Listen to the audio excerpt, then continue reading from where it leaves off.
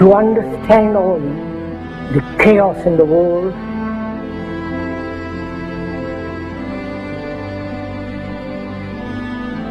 and as we have been programmed, both biologically, physically, programmed mentally, intellectually, one must be aware of this being programmed like a computer. The Quran says you are busy piling up, calculating, developing your careers, your money, your occupation, your wealth, until you visit the graves. Think about it. When was the last time that you went to a funeral? What was the demeanor? Were the people cracking jokes? Were they dancing? Were they clapping and singing songs? No. Silence. Why? Because every person that walked in that room, seeing that person stretched out, the first thing they thought about was not the person. The first thing they thought about was that one day, this will be me. A crisis which the politicians can never solve, because they are programmed to think in a particular way.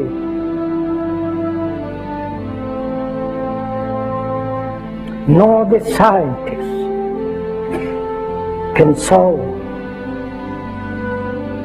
or understand the crisis, nor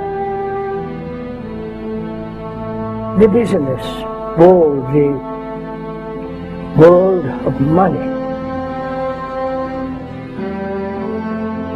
You have meddled with the primal forces of nature, Mr. Beale, and I won't have it.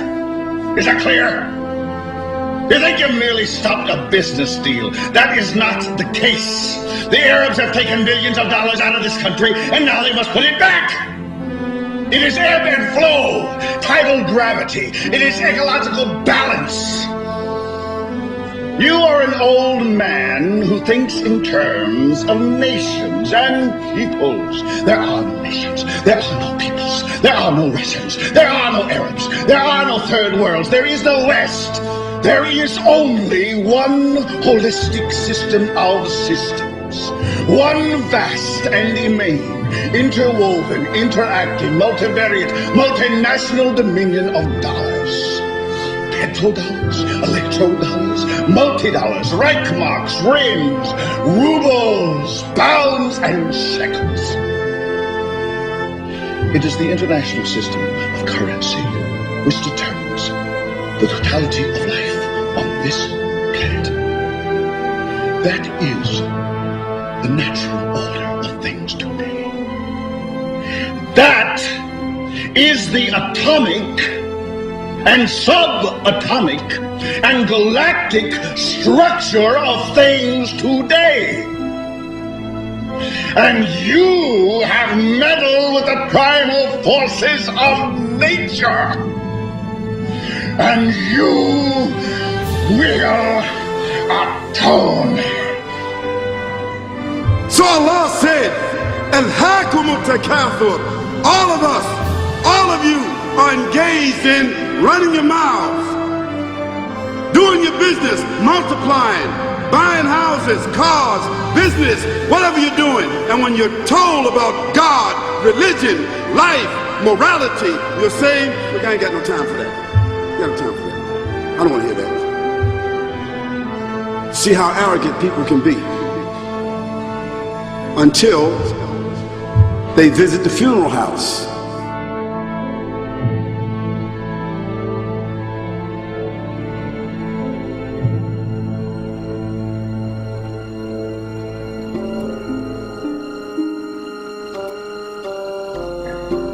So unless one is very, very serious, not flippant, not casual, but is concerned with the whole of humanity.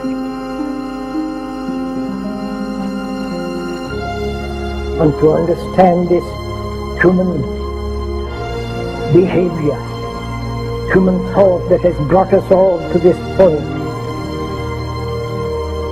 And you say to yourself, is that it? I mean, 50, 60 years, scraping, struggling, scheming, lying, stealing, fornicating, jumping up and down, begging, working, and this is the end of it? I mean, is this what's going to happen to me? Are they going to be dropping me into a hole in the ground? A hole in the ground.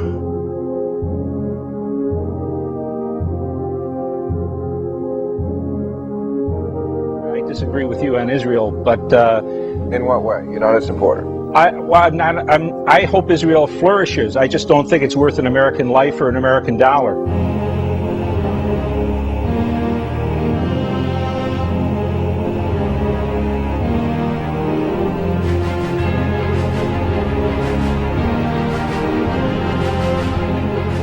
What happens in the winter? All the leaves fall off the trees and the earth goes dead. And what happens in the springtime? The water comes, generates the earth again, germinates all over again, new grass, new leaves, new flowers, new fruits. So Allah says, and a sign for them is the dead earth. After that, we give it life. And then you eat the fruits from that.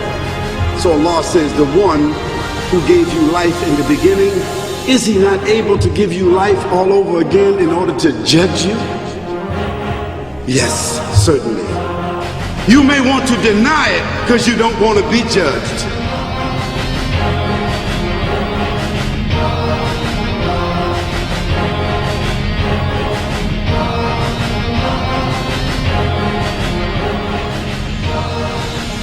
And we say, and to us this living, which is misery, is we accept. If we didn't accept this existence as misery, then life and death are the same movement.